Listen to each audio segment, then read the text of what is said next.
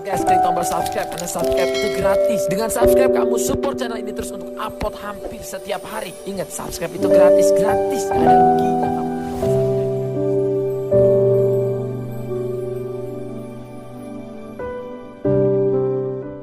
Aku berbicara dengan orang yang bertanggung jawab atas proyek IFC dengan senyum di wajahku.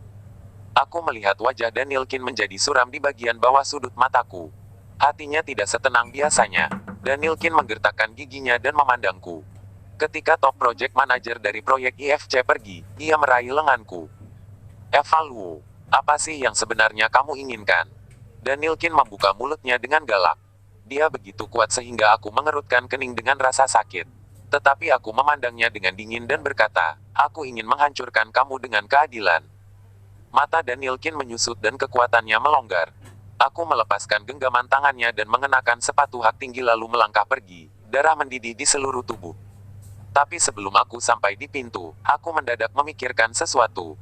"Danielkin, aku punya hadiah untukmu." Aku berbalik dan memandangnya. Danielkin mengerutkan kening dan menatapku dengan waspada. "Apa itu?" Dia menggerutu. Tapi aku tertawa dan tidak berkata apa-apa. Aku mengambil bukti rekaman keluar dari tas dan melemparkannya langsung ke Danielkin. Danielkin mengulurkan tangan dan menangkapnya dengan refleks. "Apa ini? Dengar dan lihatlah. Kamu pasti tertarik dengan apa yang ada di dalamnya." Aku tersenyum cemerlang, tapi alis Danielkin terkerut erat. Itu adalah percakapanku dengan Valen. Sebelum itu, aku ingin menunggu sampai aku memenangkan proyek sebelum mengatakan Danielkin tentang hal itu. Mood Danielkin pasti akan meledak dengan kekecewaan dalam karirnya. Tapi Danielkin tidak membuka pena rekaman itu, tapi dia tidak juga mengembalikannya padaku. Aku mengangkat bahuku. Meskipun sedikit kecewa, tetapi juga tahu bahwa Danielkin telah waspada kepadaku. Menurut karakter Danielkin secara otomatis dia tidak akan mendengarkan isi dari pena rekaman itu di sini. Aku harap kamu dapat menikmatinya. Aku tertawa dan tidak mengatakan apa-apa dan menunda untuk pergi langsung. Tapi aku tidak mengira untuk melihat mobil Owen Cheng segera setelah aku keluar dari gedung. "Mengapa kamu di sini?" Aku berjalan dan tertawa tanpa sadar. Owen Cheng sedang duduk di mobil. Jendela diturunkan dan lengan diletakkan di jendela. Sedikit tawa keluar dari matanya yang gelap, mencerminkan penampilan diriku. "Membawa kamu untuk merayakan keberhasilanmu, naik mobil." Dia mengucapkan itu dengan bibirnya. Aku mengangguk dengan penuh semangat, melambaikan tangan ke beberapa kolega dan langsung pergi ke mobil Owen Cheng. Owen Cheng bersikeras mempublikasikan hubunganku dengannya dan mengumumkan tanggal pernikahan. Orang-orang di perusahaan itu terkejut dan menjadi sopan padaku. Meskipun aku sedikit tidak nyaman di awal, tapi sekarang sudah terbiasa. Owen Cheng bersedia memperlakukanku dengan tulus, aku sangat menghargai itu. Aku membayangkan bahwa Owen Cheng, yang seperti tinggi, kaya dan tampan, akan membawa aku ke tempat seperti restoran barat untuk merayakan. Tapi aku tidak menyadari bahwa mobil berbalik 7 kali dan berhenti di pintu sebuah restoran pribadi. Dekorasi di toko yang indah. Masih ada air tawar dan bunga di dalamnya. Begitu masuk, pelayan langsung menyebut Tuan Cheng. Aku hanya tahu bahwa restoran ini adalah milik Cheng Group. Owen Cheng tidak membawaku ke ruangan pribadi, tetapi menemukan tempat di aula duduk dengan pemandangan yang sangat baik. Aku bertanya-tanya apakah aku harus memesan, tetapi dia memandang keluar seolah-olah dia sedang menunggu seseorang. Apakah masih ada orang lain? Aku bingung dan membuka mulutku. Aku menyaksikan Owen Cheng mengangkat bibirnya. Aku tidak bisa membantu melihat masa lalu sepanjang garis pandang. Aku melihat Karilin datang. "Eva, selamat ya." Karilin membuka mulutnya dengan wajah tersenyum dan duduk di sampingku tanpa malu-malu. "Terima kasih." Aku tertawa dan menatap Owen Cheng secara tidak sadar. Pasti Owen Cheng yang mengundang Karilin. Dia meletakkan satu tangan di dagu dan berkata, "Aku tahu bahwa kamu memiliki hubungan yang baik dengan Karilin. Berbagi momen penting bersama dengan dia." Aku tertawa gembira dan mengangguk, tapi aku tidak menyadari bahwa Owen Cheng memiliki arti lain dalam kalimat ini. Pesanan dengan cepat disajikan, dan kami bertiga memiliki makanan panas. Karilin memintaku untuk menemaninya ke kamar mandi ketika telah kenyang dengan anggur dan makanan. Aku tidak berpikir banyak untuk pergi dengan dia, tapi dia mengambil kosmetik di wastafel untuk mendandaniku.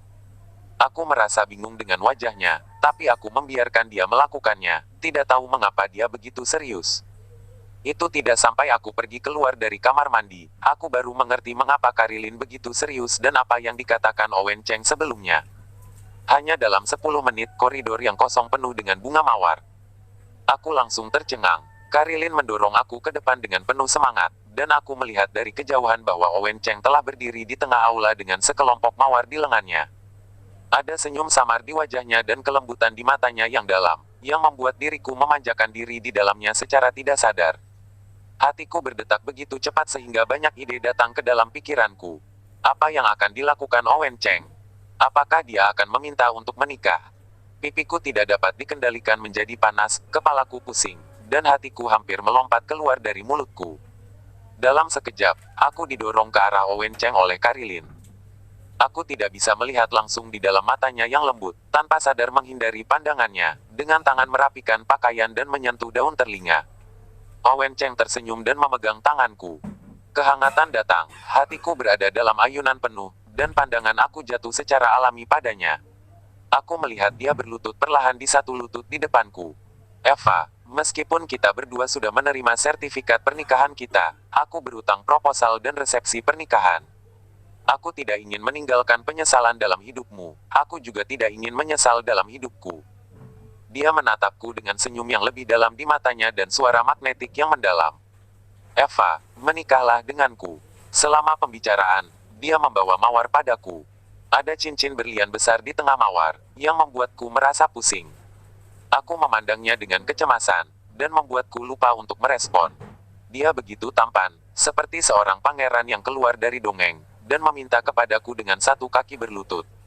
Selama seorang wanita tidak dapat menolak permintaannya, hanya memandangnya, hatiku seperti rentetan tentara, dengan tidak sadar melangkah mundur. Senyuman Owen Cheng membeku di matanya, dan alis matanya sedikit mengerut. Kekuatan tangannya sedikit rileks. Hatiku bahkan menjadi lebih panik, maaf. Aku tidak tahu apa yang salah dengan diriku sendiri. Untuk meninggalkan kalimat ini adalah untuk melarikan diri. Di sekitar diriku, ada suara bernapas, dan suara komentar orang berdengung di telingaku. Aku mendengar Karilin berteriak namaku, tapi aku tidak berhenti sama sekali.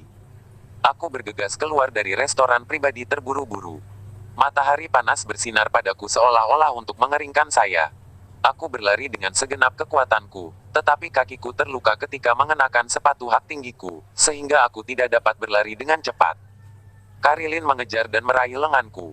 Eva, apa yang salah denganmu? Dia mengerutkan kening padaku, wajahnya cemas. Aku juga menatapnya seperti bodoh, bernapas berat dengan mulut terbuka, tapi aku tidak bisa mengatakan apa-apa. Iya, apa yang terjadi padaku? Mengapa Owen Cheng ingin menikah denganku dan aku melarikan diri? Bukankah aku menyukai Owen Cheng? Apakah aku tidak pernah bersentuhan dengan Owen Cheng? Dan menikahi Owen Cheng bukankah menjadi apa yang wanita inginkan? Aku mengeratkan bibirku dengan keras. Dan hatiku gemetar.